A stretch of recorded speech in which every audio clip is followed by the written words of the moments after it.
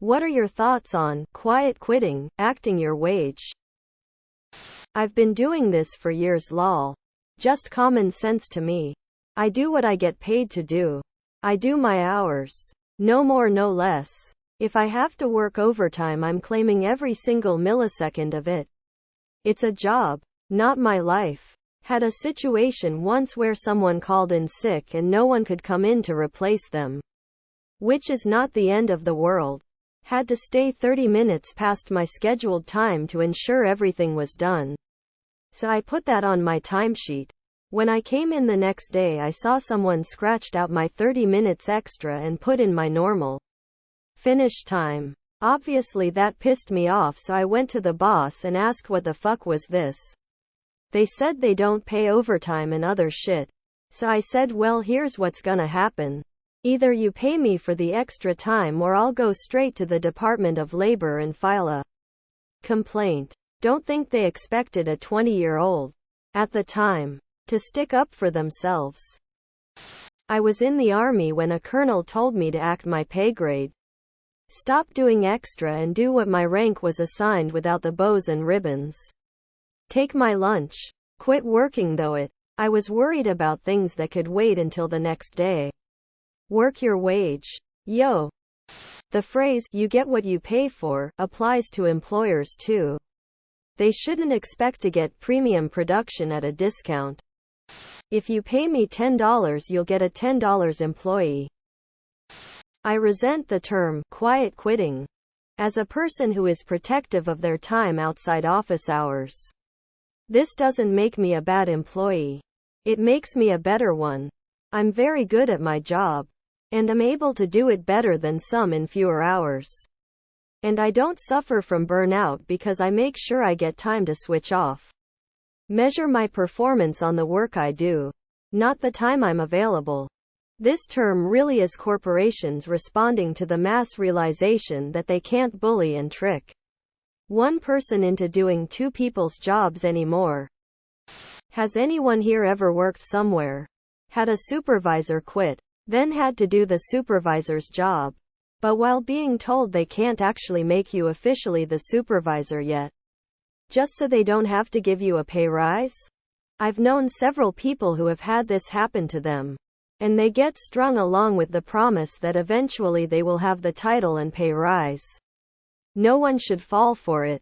Edit to avoid angry mods. Yes, I wholeheartedly support silent quitting and acting your wage. What movie ending is horribly depressing? Memento is a singular movie to me where I thought it was brilliant and I never want to watch it ever again. Say 7N. Old Yeller. Sad ending for a good dog.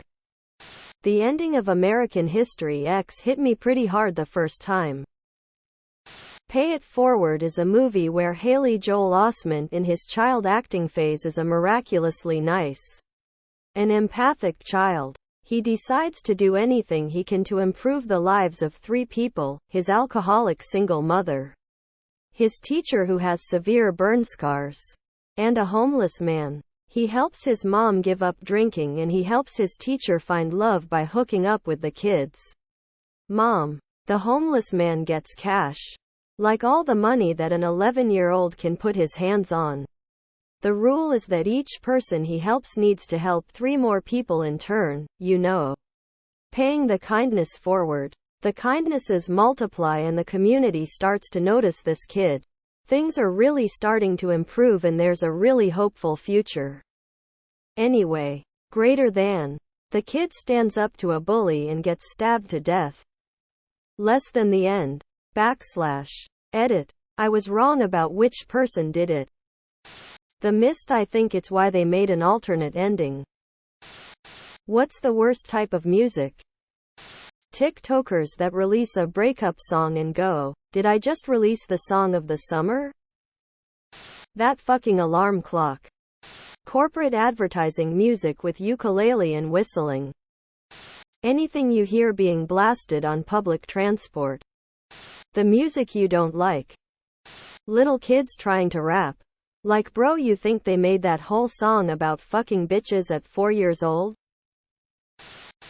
If the USA added a 51st state, what would it be? Puerto Rico, but I really don't see it happening. Realistically, either DC or Puerto Rico. They've both been vying for statehood for years. I'll say it because everyone else said DC or PR. But Guam. It is an extremely strategic location. It has one of, if not the highest, rate of military enlistment. They are U.S. citizens same as PR. And they don't have the same debt issues as PR. Puerto Rico. My great-grandpa spent a majority of his life campaigning for the Upper Peninsula of Michigan to become the 51st state. They wanted it to be called Superior.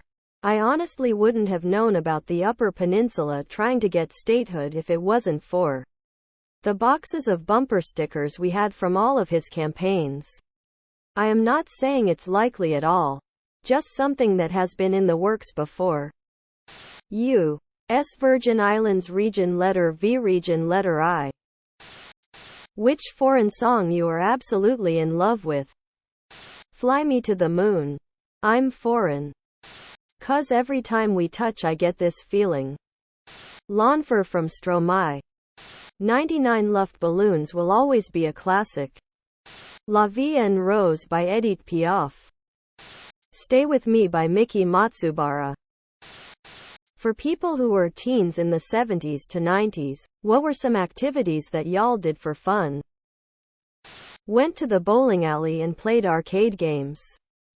Spent a lot of time at the arcade and comic book shop. We would ride our bicycles. Play 8-bit video games. Watch movies in theaters and on VCRs. Listen to cassettes and vinyl records.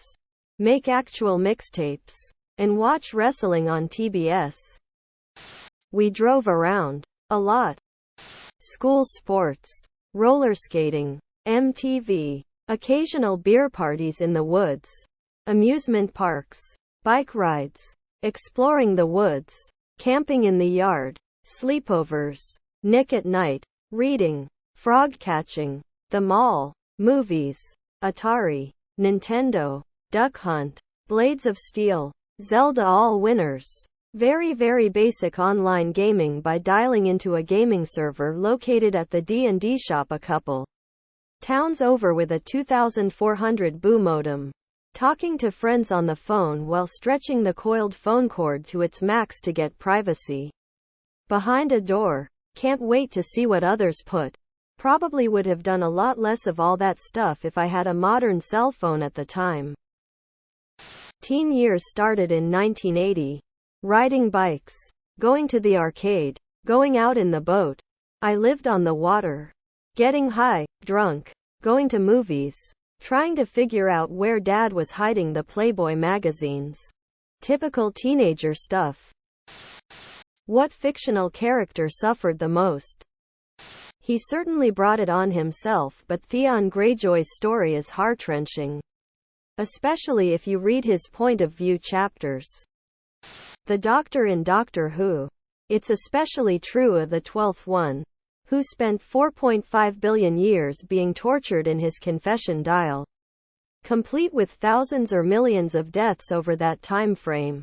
Or the 11th, who spends centuries defending a small town against nigh-endless hordes of alien invaders.